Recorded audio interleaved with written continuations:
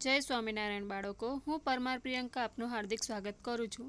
आज आपणे धोरण 7 विषय गणित में स्वाध्याय 5.1 जोवाना छीए। आना आगळना विडियोमां आपणे आ दाखलाने गणवा माटेनी थियरी जोई चूक्या छीए। हवे आपणे जोईए प्रश्न 1। नीचेना दरेक खूणानो कोटिकोण शोधो। तो आपणे जोई गया कि कोटिकोण ने बे खूणाओनो मापनो सरवाळो केटलो थाय? 90 अंश थाय। हवे आपणने અહીં एक ખૂણો આપેલો છે આકૃતિ બરાબર, કેટલા અંશ છે? 20 અંશ। બાળકો તમારે પણ જે પણ આકૃતિ દોરે તમારે પેન્સિલથી જ દોરવાની છે। તો અહીં આપણને પહેલો પ્રશ્ન આપેલો છે, કેટલા માપનો ખૂણો છે? 20 અંશનો ખૂણો છે।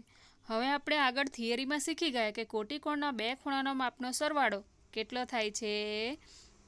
90 અંશ થાય। તો તેમાંથી એક ખૂણાનો માપ આપણને આપી દીધેલો છે, એટલે 90 અંશમાંથી આ ખૂણો બાદ કરી દઈએ તો આપણને શું મળશે? બીજા ખૂણાનું માપ મળી જશે બરાબર। તો અહીં આપણે લખીએ પહેલાં કે કોટિકોણના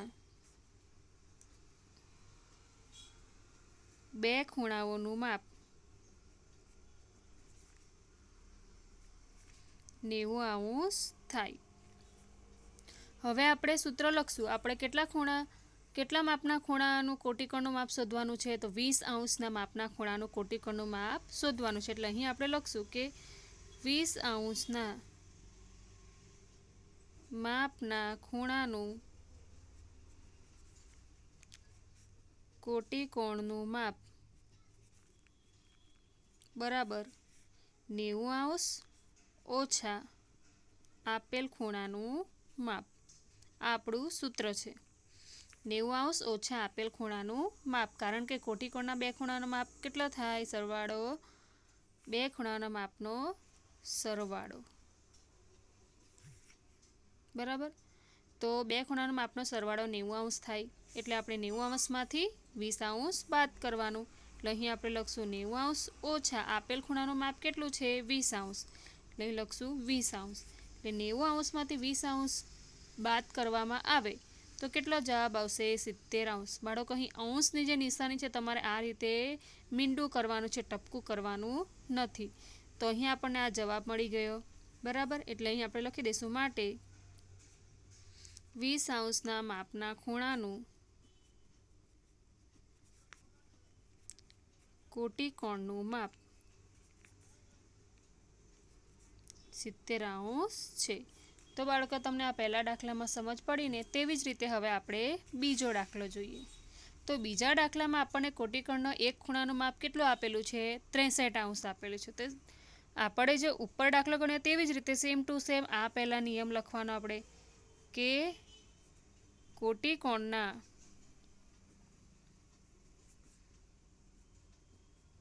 બે ખૂણાઓનો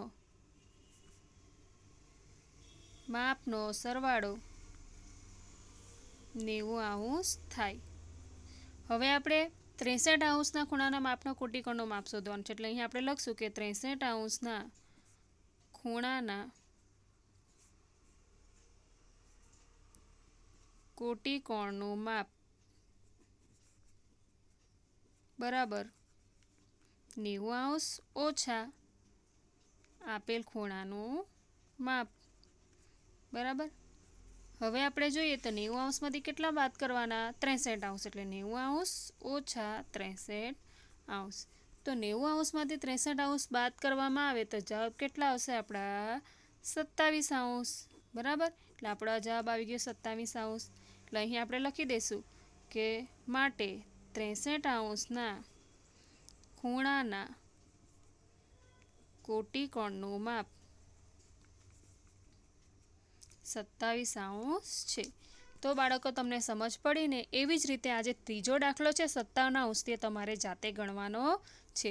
એકદમ સહેલો છે। આ જ રીતે આ જ સેમ ટુ સેમ વાક્ય લખવાનું, તમારે પહેલો નિયમ લખવાનું, પછી આ રીતે સૂત્ર લખવાનું બરાબર। અહીં તમને 57 અંશ આપેલું છે તો 57 અંશના ખૂણાના કોટિકોણનું માપ બરાબર 90 અંશ ઓછા આપેલ ખૂણાનું માપ સૂત્ર લખવાનું, અને 90 અંશમાંથી 57 અંશ બાદ કરવાના બરાબર।